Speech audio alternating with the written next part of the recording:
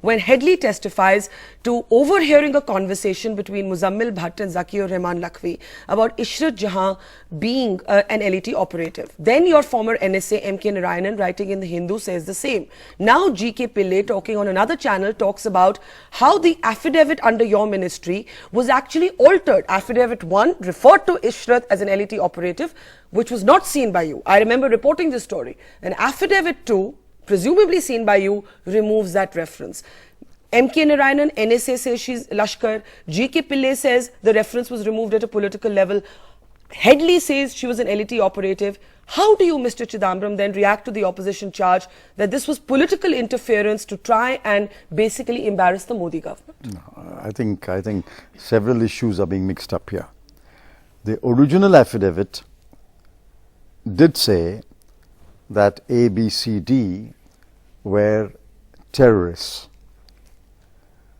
But the IB's position was, we don't name or charge anyone as a terrorist. We provide intelligence. Intelligence is not proof. It is for the investigating agency and the prosecuting agency to pick up our intelligence, gather evidence and prove that a person is a terrorist.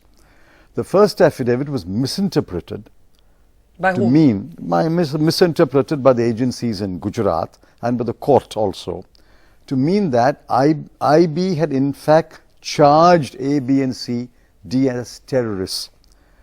So it was the IB which said, that is not our intent. We don't charge anyone, we just provide intelligence.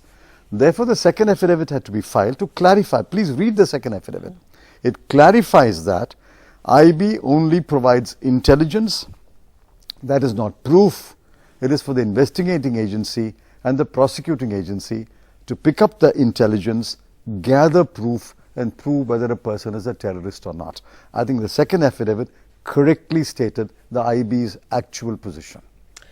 How do you see the Headley testimony? How do you see the NSA describing her as someone he believes was a Lashkar operative? And now you have a similar suggestion coming from the Home Secretary. Why then did your party take the position that she was innocent? No. My party did not take the position that she was innocent or guilty.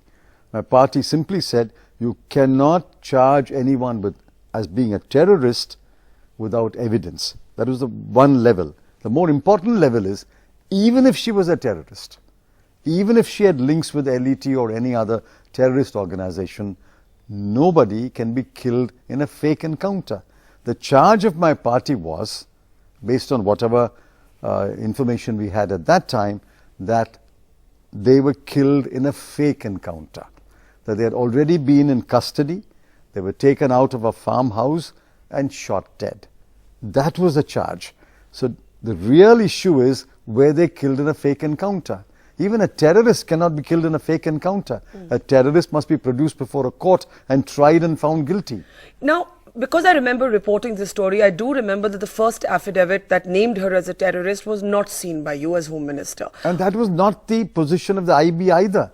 But that's not what Rajinder Kumar is saying today. Well, affidavit had been poorly drafted. Nobody in the IB will own up to the fact that they charged anyone as being a terrorist. Their stand is, and that's the correct stand, IB only provides intelligence to the state police. Do you therefore own your decision to have, I assume it was your decision, because you didn't see the first affidavit, you saw the second. I was a minister. To remove the reference. I was a minister. There were others involved. There were others involved in that decision. But obviously, I own that decision because I was a minister at that time. So you own the decision to... But others can't disown it either. Who are the others? Well, there were officials. They can't disown it either. You mean the Home Secretary of that time, GK Pillai, was also part of that decision, who has made a different allegation now? Well, I don't know what he said. The relevant officials are also part of that decision. But of course, since I'm the minister, I was a minister, I own that decision. The decision to remove Ishrat's name as a terrorist from the first affidavit to the second affidavit. The decision to clarify the earlier affidavit to say IB only provides intelligence and it is for the investigating and prosecuting agency to gather evidence and prove whether a person is a terrorist or not. Does the Headley testimony at all change your mind? No, Headley's testimony was known to us because our teams had gone and interrogated him. In fact, there's a scholar of who has studied the whole thing, who gave an interview saying Headley is perhaps a psychopath. He's perhaps embellished his testimony in the cross-examination that he underwent a few days ago. Headley is known to be a duplicitous agent. Perhaps he was even a double agent. So nothing that Headley said now surprised me, because much of it was known even then.